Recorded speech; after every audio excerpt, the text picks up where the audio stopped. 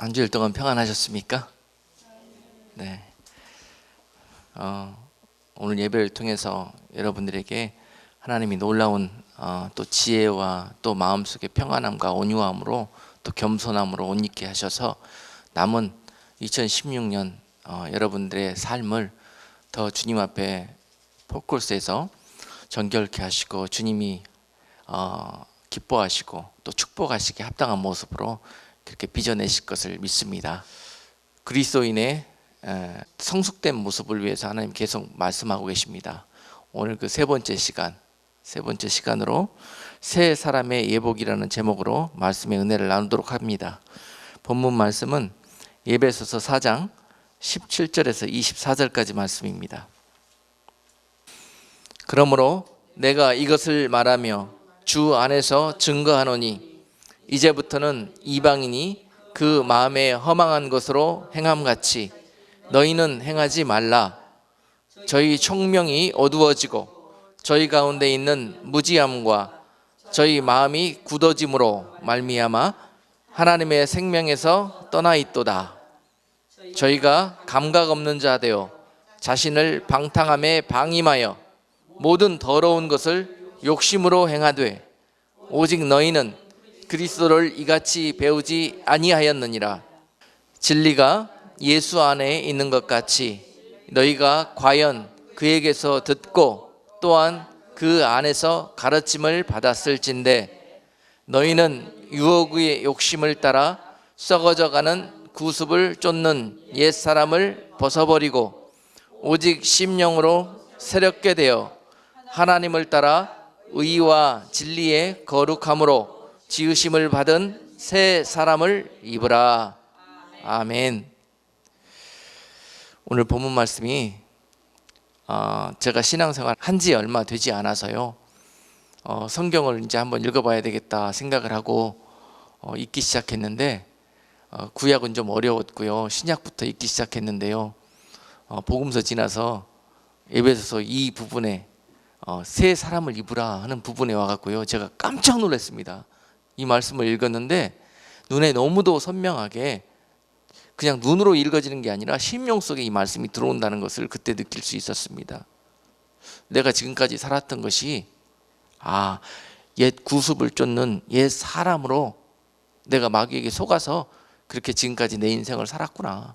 그런데 주님께서 나를 구원하시고 앞으로 남은 인생은 이와 같이 살기를 원하시는구나 하고 구체적으로 남은 인생에 어떤 영적인 방향을 정할 수 있는, 그리고 지난 내 삶에서 내가 무엇을 청산해야 되는 것인가를 구체적으로 생각해 볼 수 있는, 저에게는 완전히 육으로 살던 내 옛 모습이 영의 삶으로 조금이나마 돌아설 수 있는 정말 능력의 말씀이 되었던 구절이었습니다. 우리가 예수님을 구주로 영접한 다음에 반드시 이와 같은 영육 간의 삶의 변화된 모습을 주님께서 기대하고 계십니다.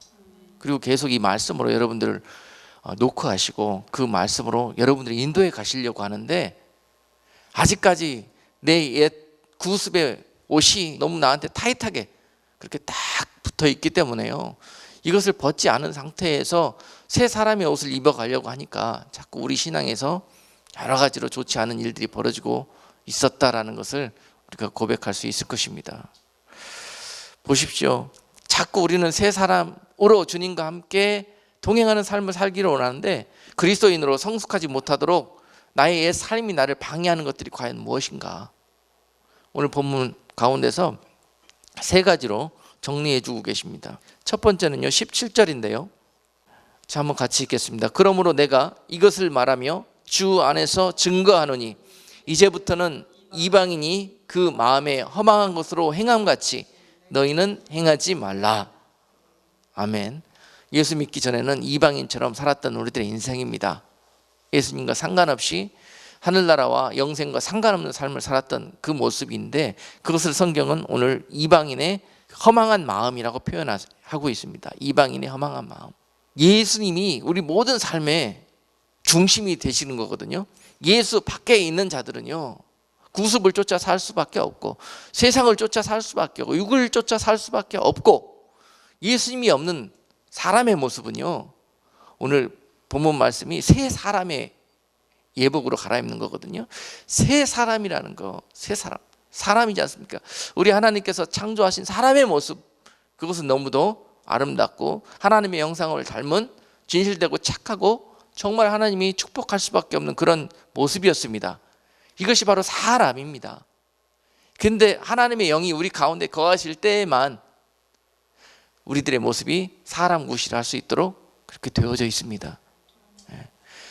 여러분, 하나님의 영이 자리하지 않고 그 하나님의 영이 떠나가 버린 육신은요, 사람이라는 짐승으로 살아갈 수밖에 없습니다. 내가 더 많이 먹어야 되고 배불러야 되고 내가 먼저 살기 위해서 죽여야 되고 내가 먼저 항상 짐승들이나 다름없는 모습으로 발걸음을 옮겨며 살았던 삶, 그것이 바로 오늘 성경 본문이 이방인이 그 마음에 허망한 것을 쫓아 행한 가치라고 표현하고 있습니다. 자, 여러분, 이제 예수 믿고 새 사람의 옷을 예복으로 준비하기를 원하는 성도들은 반드시 이 옛 삶을 청산하고 변화되어져야 되는데요, 예수 없이 살았던 짐승과 같았던 정말 사람 구실을 못했던 지난날의 내 모습, 나는 사람처럼 산다고 생각했었는데 하나님 보시기에 저 짐승이나 다를 바 없는 그런 모습으로 살았던 내 모습이 변화되어져야 된다. 이것이 바로 우리가 입어야 될 새 사람의 첫 번째 예복이 될 것입니다. 여러분, 그리고 또한 두 번째로 새 사람의 예복을 입지 못하게 만드는 우리의 발목을 붙드는 것, 두 번째 18절로 설명하고 계십니다. 저희 총명이 어두워지고 저희 가운데 있는 무지함과 저희 마음이 굳어짐으로 말미암아 하나님의 생명에서 떠나 있도다. 아멘. 자, 무엇이 새 사람으로 변화되기 전에 우리의 모습이었습니까? 살면서 많은 우리가 지혜라고 생각하는 것들이 있는데요, 그것이 예수 안에서 생겨나지 못한 지혜는요, 그것이 어떤 사람의 생각이나 꾀에 불과합니다. 사람의 생각에 불과한 거예요, 그거는. 그런데 이것이 예수 안에서 진리의 옷으로 거듭났을 때 이것이 지혜로 바뀌어지게 되는 것입니다. 그래서 자, 너희 그 지혜의 총명이 어두워지게 되어버렸다면, 육으로 살고 지금까지는 그런 지혜를 경험해보지 못한 세상의 지혜로 살아갔던 우리들의 모습, 우리는 너무 잘 살았다고 생각하지만 그것은 하나님 보시기에 어두운 삶이었다. 그리고 또한 무지한 삶이었다. 지난 우리들의 삶은 저희 가운데 있는 무지함과 저희 마음이 또한 뭐였다? 굳어졌다. 굳어짐, 찌들렸다는 거예요. 한마디로 우리 지난 옛 삶의 모습은, 여러분, 새 사람의 옷을 입기 전에 우리들의 이러한 모습이 청산되어져야 새 사람의 옷이 입혀지는 겁니다. 안 그러면은요, 이러한 것 위에 새 사람의 옷을 그냥 던짐게 되는 거예요. 그래서 우리가 지금까지 영과 육이 아주 혼돈스러운 모습으로 삶 속에서 살 수밖에 없었던 것이죠. 자, 여러분, 다시 한번 보십시다. 돌아보자고요. 우리 얼마나 찌들려 있는지. 저 정말 너무너무 이게 답답한 부분이거든요. 이제 예수 믿고 교회에 나오셔서 정말 성숙한 그리스도인으로 훈련받고 신앙생활 하기를 원하시는 성도님들에게 정말 유언처럼 드리고 싶은 말씀입니다. 제가 가르쳐보고 인도해 보니까요, 많은 분들이 너무 굳어져 있습니다. 그래서 성령이 어떻게 그 안에서 역사할 수 없도록 꽉 단단하게 닫혀 있고요, 굳어져 있고요. 무엇으로? 그동안 살아왔던 나의 것으로 찌들려서 그것이 단단한 막이 되어져 가지고 그 문을 성령님도 절대 열고 들어오실 수가 없을 정도로 우리가 굳어져서 단단해져 있다. 우리가 부인할 수 없는 그런 사실입니다. 그래서 자, 우리들의 이런 모습들을 지금 나열해 주시면서요, 이런 것들이 정리되어지기를 원하십니다. 그래야 새 사람이 우리로부터 태어나게 되는 거예요. 세 번째 19절에서 저희가 감각 없는 자 되어 자신을 방탕에 방임하여 모든 더러운 것을 욕심으로 행하되 라고 표현하고 계십니다. 이방인과 같았던, 짐승과 같았던 우리들의 구습의 모습, 옛 사람의 모습, 그것은 어땠느냐? 한마디로 표현하면 방탕과 방임, 그리고 욕심, 정욕이라고 표현되어 있습니다. 이것을 얻기 위해서 쫓아갔던 인생. 자, 우리는 그런 인생을 너무 행복하고 그것을 향해서 불나방처럼 쫓아갔지만요, 그런 상태를 가리켜서 하나님은 우리에게 뭐라고 말씀하시냐? 방탕이라는 말로 표현하고 계세요.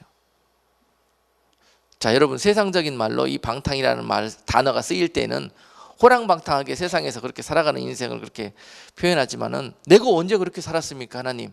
그렇게 여러분들은 반문할 수도 있습니다. 내가 언제 방탕한 삶을 살았어요? 근데 하나님 보시기에요, 누가 방탕한 사람이냐? 영적으로 봤을 때는 성령의 인도함과 하나님의 말씀을 무시하고 지 마음대로 살았던 인생, 그것이 바로 방탕인 거예요. 방탕.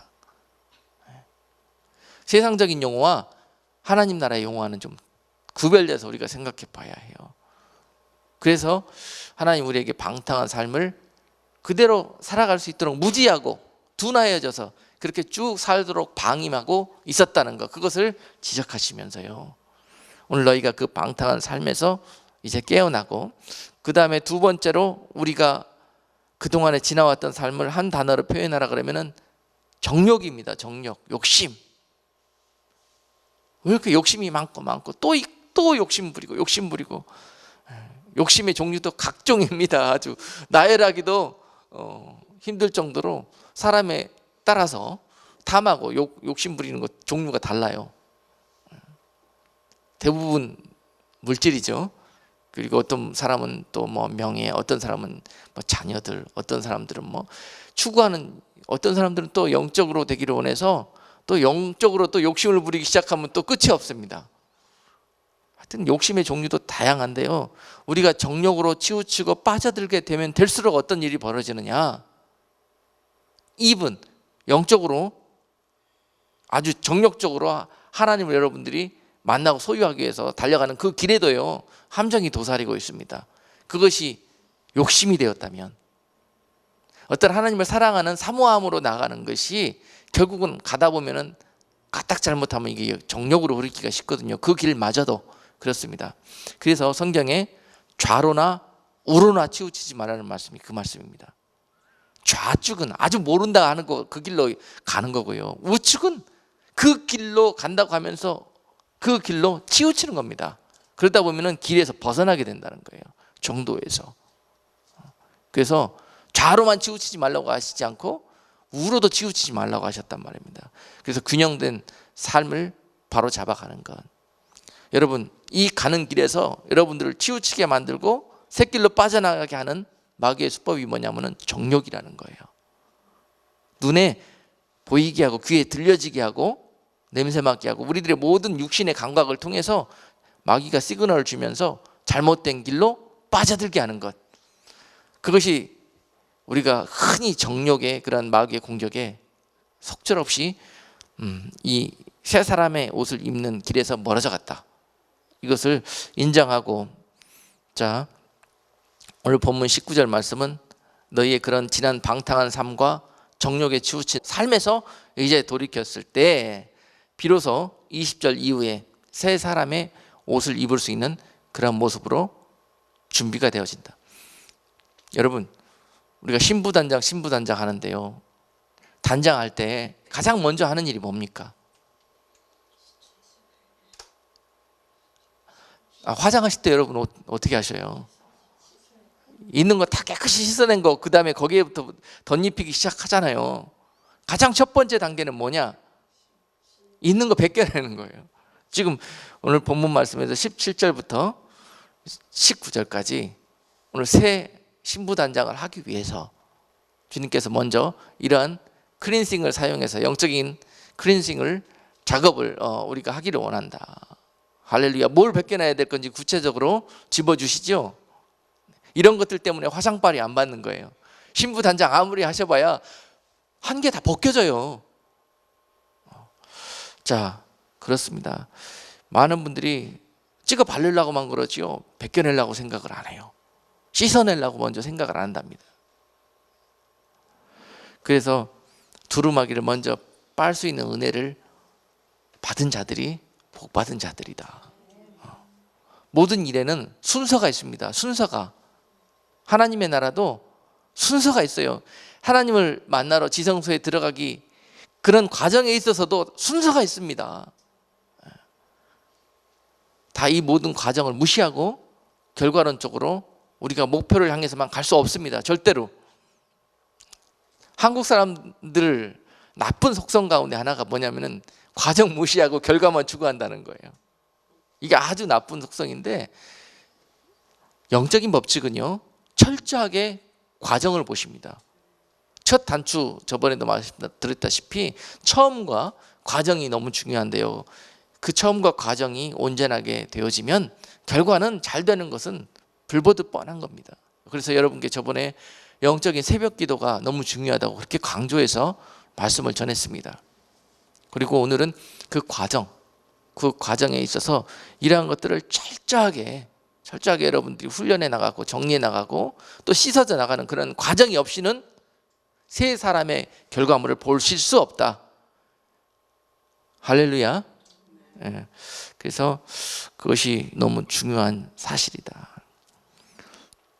자, 여러분, 우리가 신부 그랬는데 성경에서 이 그리스도 신랑 되신 주님과 함께 결혼식으로 그 만나는 그 현장을 비유로 설명하신 부분이 바로 마태복음 22장입니다. 마태복음 22장이고 요한계시록 19장에 그리스도의 신부의 예복에 대해서 기록되어져 있습니다.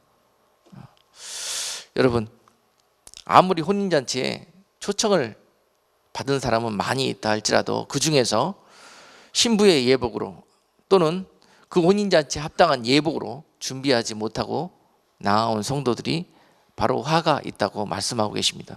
먼저 우리 마태복음 22장 11절로 13절 말씀을 함께 읽겠습니다. 임금이 손을 보러 들어올새 거기서 예복을 입지 않은 한 사람을 보고 가로되 친구여 어찌하여 예복을 입지 않고 여기 들어왔느냐 하니 저가 유구무원이언을 임금이 사환들에게 말하되 그 수족을 결박하여 바깥 어두움에 내어 던지라 거기서 슬피 울며 이를 갈미 있으리라 하니라. 아멘. 아멘.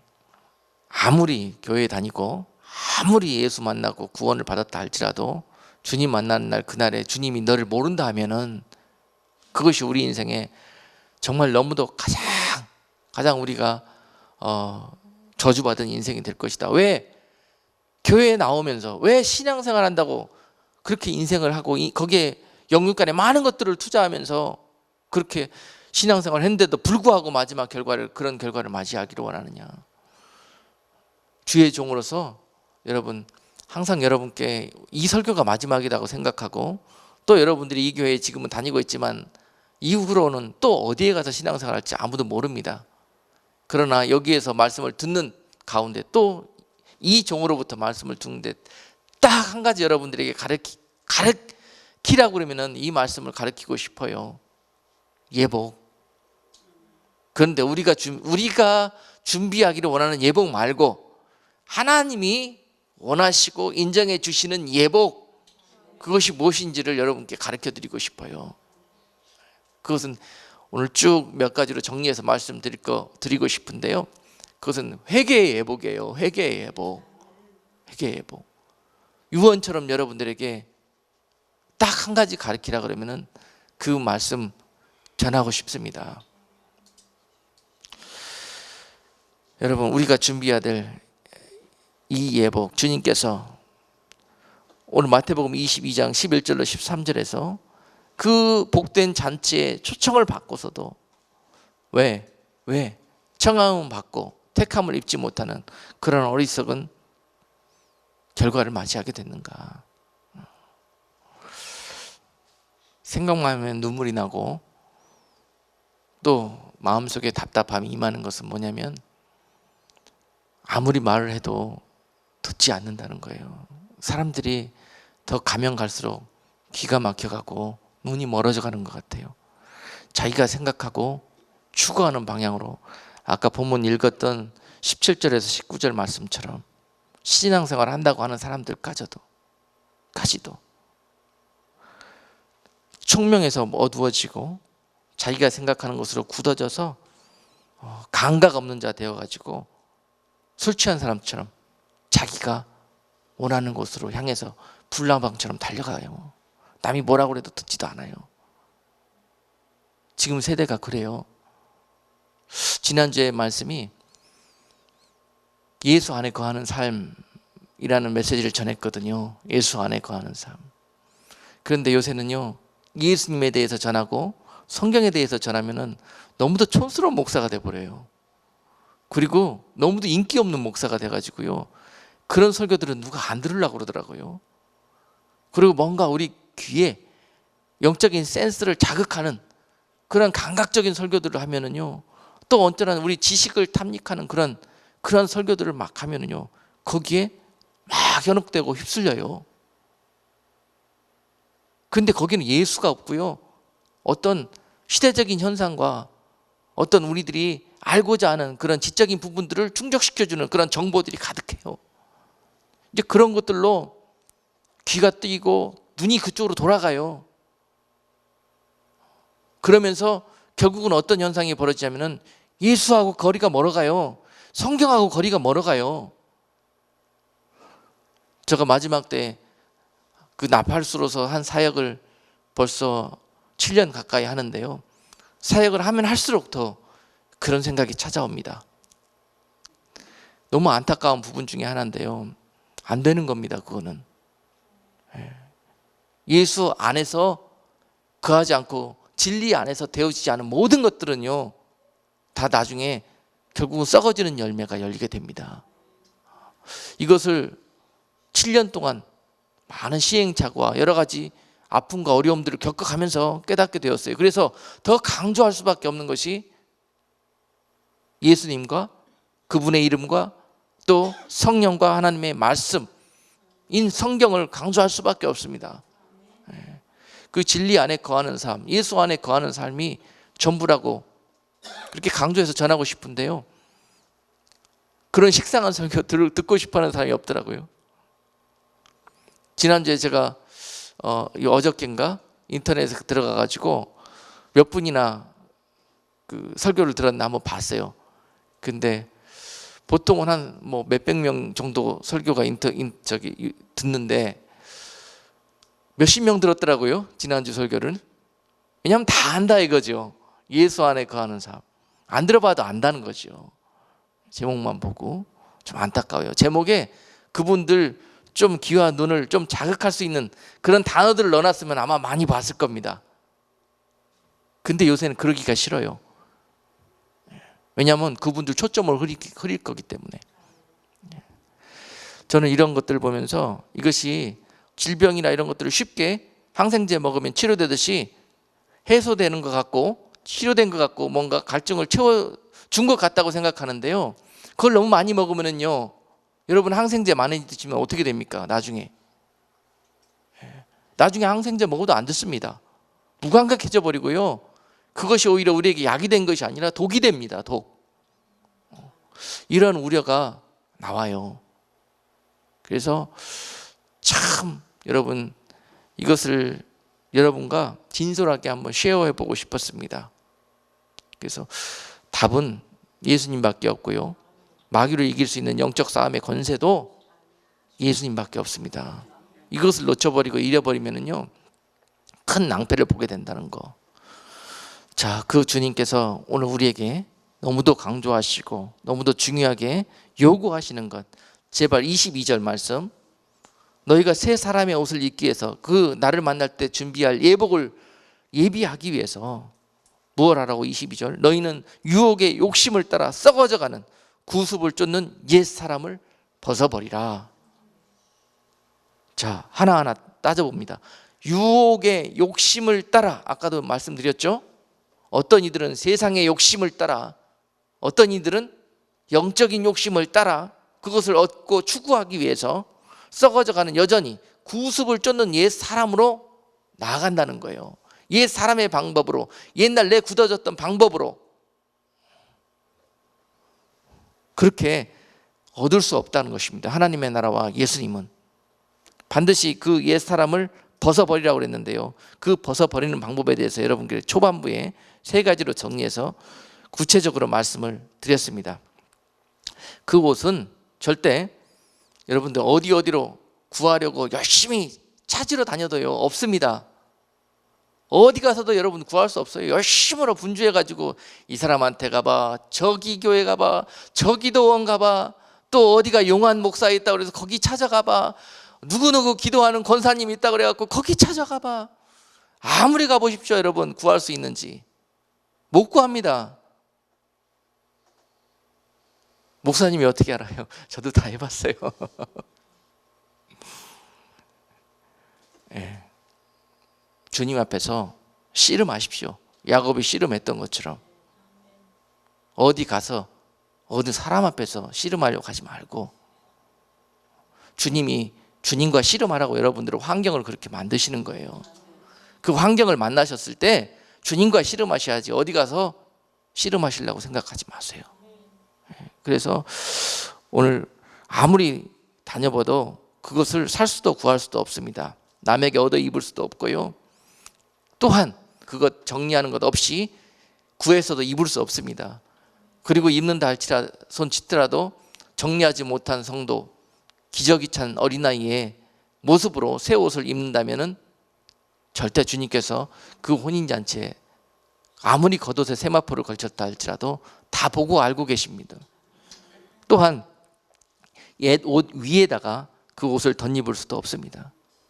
그 옷을 벗기가 그렇게 힘드시면은 여러분 수술한다 생각하시고 칼로 그 껍질을 벗겨내 버리세요. 옷이 안 벗어진다면은 칼로 그 껍질을 도려내 버리세요. 짐승 껍질 벗기듯이 그렇게 옛 구습의 옷 그런 결단하시고, 네 눈이 실족하느냐 뽑아버려라, 네 한 팔이 실족하면 잘라버려라 하신 그 주님의 말씀처럼 네 옷을, 구습의 옷이 그렇게 벗기 힘드냐, 그러면 껍질 벗겨버리라는 거예요. 이렇게 해서라도 우리가 그 옷으로 단장하고 오기를 주님께서 원하신다. 이 작업은 절대 누가 해줄 수 없습니다. 여러분 스스로 그 옷을 하실 때 무엇보다도 이제 혼인잔치에서 주님께서 원하시는 이 예복이 무엇이었는가를 요한계시록 19장에서 구체적으로 설명해 주시는데요. 7절로 8절 말씀에 우리가 즐거워하고 크게 기뻐하여 그에게 영광을 돌릴세. 어린 양의 혼인 기약이 이르렀고 그 아내가 예비하였으니 그에게 허락하사 빛나고 깨끗한 세마포를 입게 하셨은즉 이 세마포는 성도들의 옳은 행실이로라 하더라. 이 세마포, 우리가 단장해야 될 예복은요 성도들의 옳은 행실이라고 말씀하고 계십니다. 옳은 행실의 옷으로 입어라. 행실의 옷으로 입어라. 하나님 보시기에 옳은 행실의 옷으로 입어라. 여러분 이 옷은 세마포 예복이라 그랬는데요, 이 세마포 예복은 빛나고 하얗고 고운 가는 천으로 짠 옷입니다. 그리고 우리가 세마포 예복을 입는다고 하면서 준비한 예복, 주님께서 보시기에 이런 옷이라고 합니다. 하얀 옷으로 입으라고 그랬더니요, 하얀 옷을 입으면 별로 티가 안 난다고 어떤 사람들은 빨준 어쩌 파남보, 자기가 원하는 형용 색상이 아름다워 보이는 옷들을 갖다가 예복이라고 걸쳐 입습니다.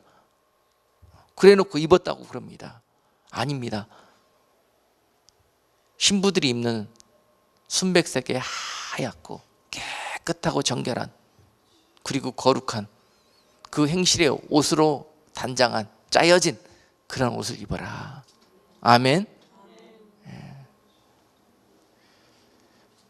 여러분 제가 옷 짜는 것을 좀 봤거든요. 옷 짜는 거 어떻게 옷감 짜는 거 봤더니 이렇게 경사라 그래가지고 이렇게 이 방향으로 세로로 나 있는 실이 쭈르륵 배열되어 있으면은 이 실이 벌어졌다 다물어졌다 하면서요, 이 가로 방향에서 북실이 들어갔다 나왔다 하면서 이렇게 가로 세로로 이렇게 실이 인탱글 되면서 짜여지는 거더라고요. 직물이. 세마포 예복도 마찬가지예요. 그렇게 짜여져요. 우리가 주님께 향한 마음을 바르게 세우면 주님께서 부지런히 하나님의 영으로 우리에게 왔다 갔다 하시면서 세마포 예복을 짜여지게 만드시는 거예요. 하나님과 우리가 동시에 이 작업을 하셔야 합니다. 그런데 중요한 건 뭐냐? 우리가 이 북실을 놔야 되는 거예요. 이 실을 하나님께 향해서 예비해 놓으셔야 되는 거예요. 그래서 이 예복이 예비되는 것입니다. 옳은 행실의 모습으로 하나님께 방향이 맞춰지고 주파수가 맞춰져 있을 때 이렇게 세마포 예복이 짜여지는 거예요. 그 세마포 예복은 성도들의 옳은 행실이라고 그랬고요. 첫 번째로 그 옳은 행실은 성도들이 회개하는 것이라고 말씀하십니다. 오늘 말씀의 주제입니다. 성도들이 회개하는가?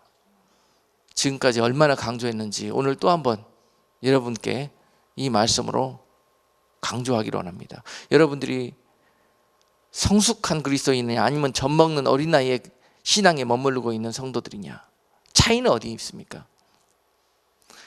단단한 음식을 먹을 수 있느냐 없느냐입니다. 단단한 음식을 먹고 소화할 수 있느냐 소화할 수 없느냐입니다.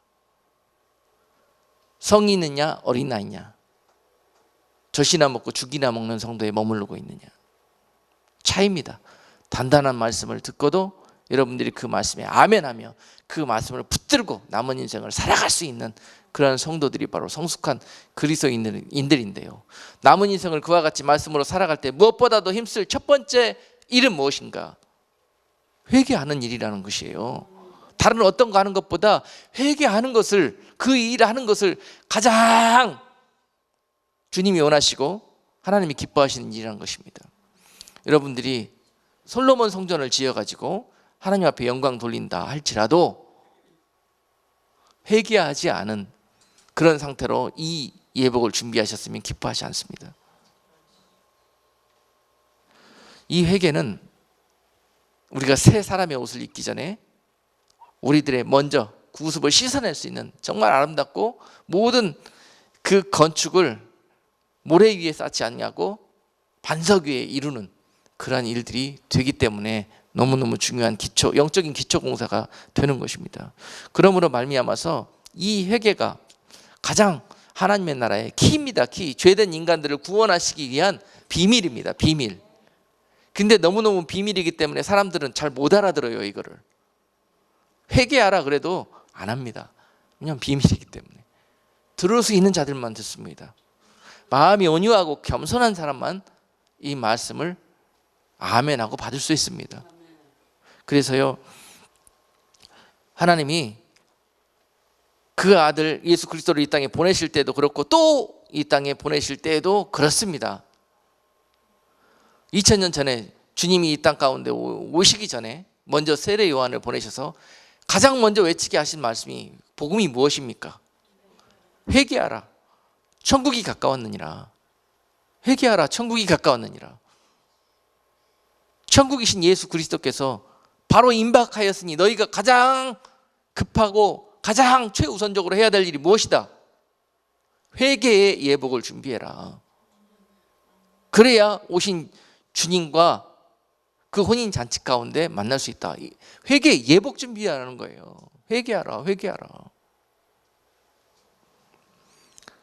그러므로 회개에 합당한 열매를 맺고, 그 열매는 아까도 말씀드렸다시피 생각으로만 말고 이런 일들을 삶 속에서 여러분들이 옷을 벗고 잘라내고 뽑아내고 씻어내고 하면서 준비하는 그런 과정이 바로 열매입니다. 열매, 회개의 열매. 자, 세례 요한이 이렇게 강조했고, 또한 바로 이어서 주님이 오시자마자 또한 어떻게 했습니까? 마태복음 4장 17절 같이 읽어보십시다. 이때부터 예수께서 비로소 전파하여 가라사대 회개하라, 천국이 가까웠느니라 하시더라. 누가복음 5장 32절, 내가 의인을 부르러 온 것이 아니요 죄인을 불러 회개시키러 왔노라. 아멘. 주님이 이 세상에 오시는 이유가 뭐라고요? 의인들만 다 모으러 온 것이 아니라, 의인들이 어디 있습니까? 이 땅에. 네? 주님이 의인들만 찾으려고 봤더니요, 창세 이래로 지금까지 찾을 수가 없어. 이 세상에 오실 수가 없어. 그러니까 작전을 바꾸셨죠. 먼저 오셔서 내가 십자가의 죽음으로 말미암아서 저들을 의롭게 만들리라. 이게 하나님의 사랑이셨어요. 자, 내가 이제부터 그거 하러 왔으니까 너희가 나에게 집중하고 어떻게 해라? 회개하라는 거예요. 나의 십자가를 바라보면서 주님의 보혈을 의지하고 회개하라는 거예요. 내가 의인을 부르러 온 것이 아니라 죄인을 불러 회개시키러 왔느라. 그래가지고 데리러 가시겠다는 거예요. 얼마나 크신 사랑입니까? 주님께서 친히 돌아가셔서 그 피로 회개하는 자들을 정결케 하시고 용서하시고 또한 그들을 의롭게 하시며 그들을 영화롭게 하시겠다는 거예요. 천국으로 인도하셔서. 이것이 하나님의 사랑이십니다. 회개가 얼마나 중요합니까? 그러나 이 말을 듣지 않는 자들을 얼마나 주님께서 진노하시겠습니까? 그 말에는 귀 기울이지 아니하고 만날 돈 주십시오, 뭐 해주십시오, 뭐 해주십시오, 막 이렇게만 주님 앞에 구하고 대화하기를 원하는 자들, 결단코요 주님이 기뻐하시지 않습니다. 그들을 가리켜서 아직 젖 먹는 어린아이라고 그런 겁니다. 자, 예수님이 다시 오시는 그날 마찬가지입니다. 주님 다시 오시는 날에도 그 세대에 살고 있는 자들이 명심해야 될 것이 무엇이냐? 회개하는 것입니다. 다른 어떤 예복 준비하는 것보다 이 예복 준비해야 그 주님 만날 수 있습니다. 그 예복 준비하지 못한 자들에게 주님께서 마태복음 7장에서 말씀하셨듯이 주여 주여 하는 자들마다 다 천국에 들어올 것이 아니라고 하셨습니다. 아무리 너희가 선지자 노릇하고 귀신 쫓고 병 고치고 각종의 능력을 행했다 할지라도 내가 너희를 도무지 모른다고 말씀하셨듯이요. 주님 다시 오시는 날에도 그것입니다. 우리가 예복 준비한다고 준비한 예복들이 주님이 원하시는 그런 예복이 아니었을진데 결국 우리가 그렇게 그와 동일한 그런 책망을 받게 될 것이라는 거예요. 책망으로 끝나지 않습니다. 그날 이후로 우리에게 더 이상 찬스가 없습니다. 주님이 첫 번째 오셨을 때는 우리에게 책망하시고 우리에게 다시 한번 회개하고 다시 한번 정결케 되고 예복을 준비하고 내가 올 때까지 다시 올 때까지 그 일을 부탁하고 가셨는데요, 다시 오시는 날에는 우리가 예복 준비할 수 있는 기회가 더 이상 없습니다. 그러니 지금 더군다나 주님이 언제 오실지 모르는 임박한 이 때에 우리가 가장 명심하고 붙들어야 될 메시지는 회개의 예복을 예비하고 오실 주님을 바라보는 것, 이것이 너무 중요하다는 사실입니다. 이 집중에 여러분들이 왔다 갔다 포커스하지 못하도록 원수마귀가 자꾸 목표도 흐리게 되고 방법도 다른 방법을 가르쳐주고 하는 거예요. 여기에 속지 말라는 것입니다. 이것이 미혹입니다. 미혹. 주님 오시기 직전에 마태복음 24장에서는 온 도처에 미혹이 가득할 거라고 그랬습니다. 미혹하는 이유가 뭐겠습니까? 그 주님을 바라보는 성도들을 어떻게든지 원수마귀가 속여가지고 다른 곳을 바라보게 한다는 것입니다. 다른 방법을 사용하게 한다는 것이죠. 다른 옷을 믿게 예비하게 만든다는 것입니다. 이것이 미혹입니다. 미혹.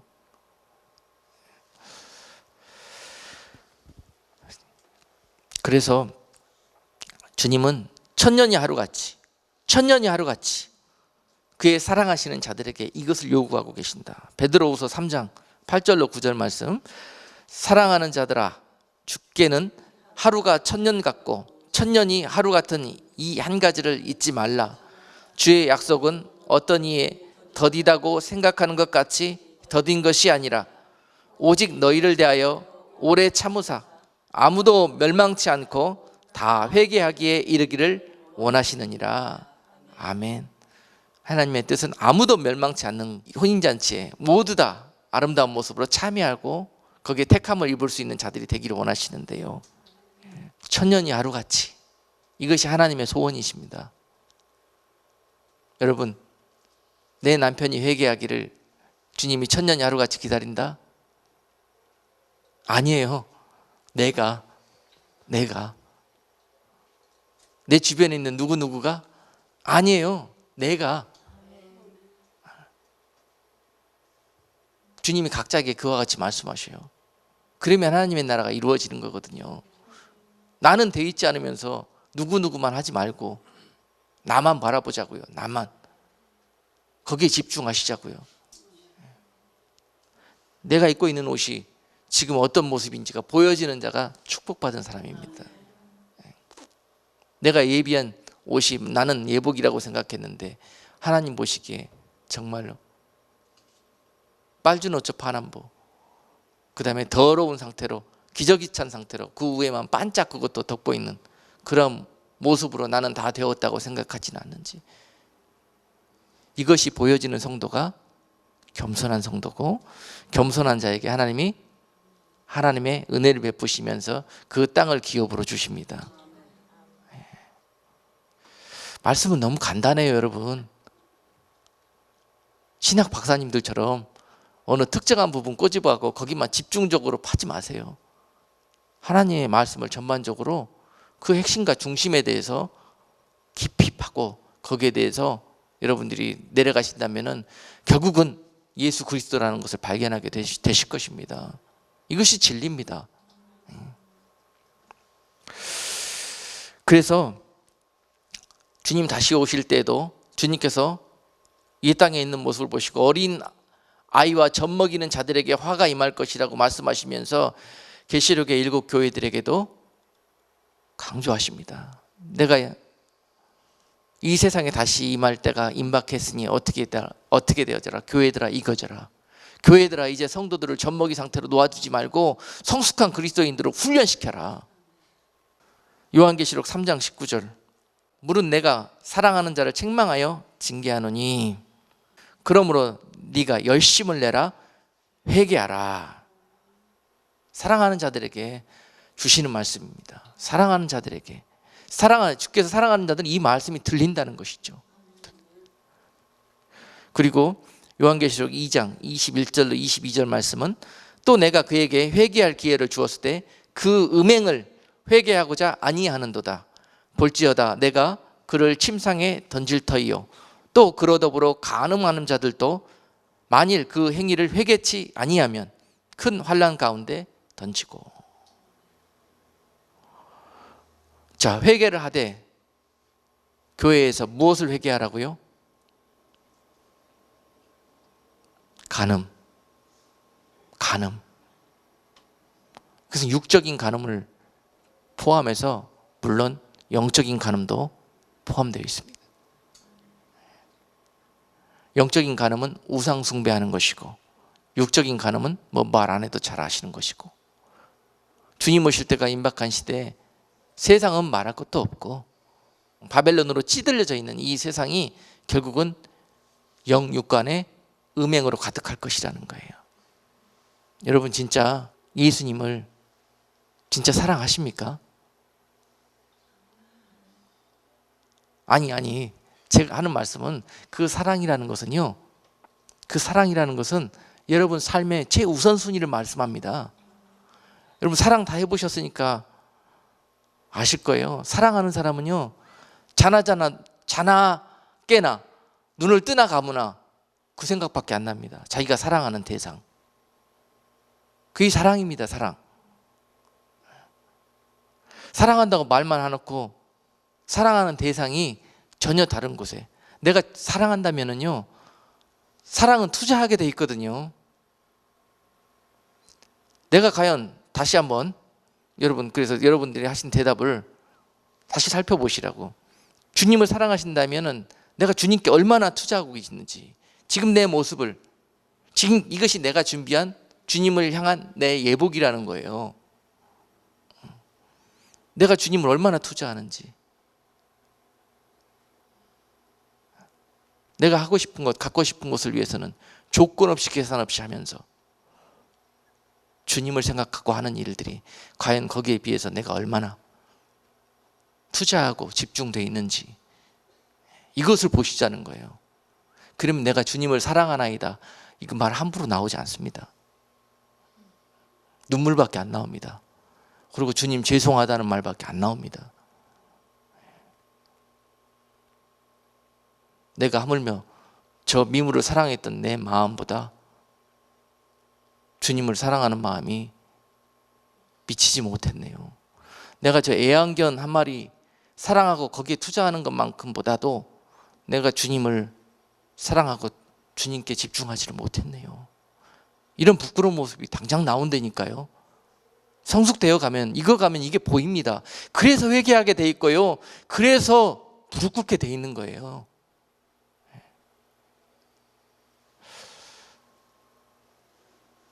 이것이 바로 그동안에 우리가 간음했던 모습이라고 주님은 말씀하시고, 그 사랑을 나한테 돌이키는 것, 바로 그것이 회개라고 말씀하시는 거예요. 그런 회개 원하시는 거예요. 그런 회개. 여러분들이 죄 가운데서 가는 길을 멈추고 그 죄의 길에서 돌아서는 것도 너무 기뻐하시는 회개가 될 것이지만은, 주님이 더 한층 기뻐하시는 영적인 회개는 무엇이냐? 그 마음을 돌이켜서 그 사랑을 나에게 회개하는 것, 이것을 원하신다는 거죠. 계시록 2장 5절 말씀, 지금 계속 교회들과 성도들에게 주시는 말씀입니다. 그러므로 어디서 떨어진 것을 생각하고 회개하여 처음 행위를 가지라. 만일 그리하지 아니하고 회개치 아니하면 내가 네게 임하여 네 촛대를 그 자리에서 옮기리라. 주님이 여러분과 맺었던 그 뜨거웠던, 그 열정적으로 주님을 찬양하고 주님을 사랑했던 그 시간으로 돌아오라고 말씀하셔요. 첫사랑으로. 내가 둔하고 미련하여져서 내가 그 사랑에서 끊어질지도 모르고 계속 정욕적으로 방탕한 모습으로 지금 내가 생명에서부터 더 멀어져가고 떠나가고 있는 그런 모습은 아닌지. 분명히 여러분, 그 촛대가 그 축복이 옮겨갈 수 있다는 거 기억하십시오. 말씀은 분명히 말씀하고 있습니다. 계속 기회를 주고 말씀하고 또 주의 성령으로 깨닫게 해주시고 돌이킬 수 있는 많은 기회와 시간들을 주어도 돌이키지 못한다면 결국은 어떻게 되느냐? 그 기회와 축복을 잃게 됩니다. 그리고 다른 사람에게, 다른 교회에게, 다른 곳으로 가서 하나님은 그 일을 이루십니다. 마치 출애굽한 이스라엘의 구세대들이 그렇게 기회를 주고 천년이 하루처럼 기다려줬는데 회개하지 못하고 돌이키지 못하니까 결국은 모래에서 다 죽게 하시고 사막에서 묻어버리고 그 촛대가 그들의 자녀들에게 옮겨지는 것을 보았습니다. 마찬가지입니다. 지금도 우리에게 그 촛대가 옮겨지기 전에 기회가 있는 거예요. 그리고 이 말씀을 듣게 하시는 것도 다시 한번 우리에게 은혜를 주시고 기회를 주시는 거예요. 우리들의 모습을 바라보게 하시고 진실되고 겸손하고 의롭고 온유한 모습으로 다시 주님 앞에 엎드리도록. 그러므로 요한계시록 22장 14절은 그 두루마기를 빠는 자들이 복이 있으니 이는 저희가 생명나무에 나아가며 문들을 통하여 성에 들어갈 권세를 얻으려 함이로다. 그 두루마기, 내가 입고 있는 이 옷을 주님 오시기 전에 다시 한번 빨 수 있는 그런 은혜를 입게 된 것, 이런 자들이 바로 복이 있다고 말씀하시고, 두루마기를 빨아라. 계속 그 두루마리가요, 빨았다 할지라도 또 입고 다니다 보면은 흠이 묻게 돼 있고 점이 묻게 돼 있고, 그래서 오늘 또 빨고, 그것으로 끝나는 것이 아니라 날마다 십자가를 지고 나를 부인하고 십자가를 지고 주를 쫓으라고 하셨던 말씀처럼 이 두루마기를 빠는 일들을 게을리하는 자들이 결국은 주님 앞에서 슬피 울며 일을 가는 그러한 어리석음에 빠지게 될 것입니다. 오늘 말씀을 여기서 마치고요, 다음 시간에 이어서 계속 우리가 예비할 예복이 무엇인가, 착하고 의롭고 진실된 예복, 또 겸손과 온유함으로 예비되어질 예복, 그런 예복들이 어떤 모습인가 여러분께 구체적으로 말씀을 찾아가면서 전하도록 하겠습니다. 여러분, 너무너무 구태의연하고 기본적인 설교하신다고 생각하지 마시고요, 여러분 기본 안 돼서 천국 못 들어갑니다. 기본이 안 돼서. 여러분, 신학 박사 못 받았다고 천국 못 가는 게 아닙니다. 어린 나이도 갈 수 있는 곳이에요. 기본을 알기 때문에, 기본이 되어 있기 때문에. 그런데 그 기본도요, 하나님께서 우리에게 이미 우리를 지으실 때 다 심어 놓으셨다는 것입니다. 우리가 기본을 잃어버렸기 때문에, 그 하나님이 주신 기본을 잃어버렸기 때문에 버림을 받은 것이죠. 결국은 그 기본을 회복하는 것이 회개인 것입니다. 기본을 회복하는 거예요. 나는 너무 안타깝게 생각하는 것이, 그리스도인들이 너무 육적이고 인간되고 짐승에 가까운 그런 사람의 모습을 보이고 사람의 냄새를 풍기는 것이 너무 안타깝습니다. 그런 것들이 빨리 변화해져서 이제 주님의 냄새를 풍기고, 아멘. 우리 가운데 사람의 냄새가 없어져야 돼요. 사람의 모습이 없어져야 돼요. 신앙생활 10년, 20년, 30년, 40년 하면 뭐합니까? 싸우면은 얼굴도 서로 안 보고 원수되고, 보면은 인사 먼저 할 수 있는 그런 여유가 없고, 그렇죠? 이 안에 예수님 계십니까? 아무리 목사고 장로면 뭐합니까? 원수를 외다문 아래에 만나게 하신 분이 바로 주님이세요. 뭐 하라고? 회개하라고, 화해하라고. 손잡을 수 있고 먼저 미안하다고 말씀할 수 있는 자가 영적으로 성숙된 그리스도인이에요. 아멘. 이게 안 되는데 여기에다가 아무리 무슨 신부단장 한다고, 무슨 옷을 입는다고, 그게 무슨 단장이 되겠습니까? 그죠? 기본으로 돌아가야 돼요. 첫사랑으로 돌아가야 돼요. 아무리 옷 구하러 여기저기 다니지 마세요, 여러분. 이미 우리 가운데 다 있습니다. 그걸 회복하기만 하면 되는 거예요.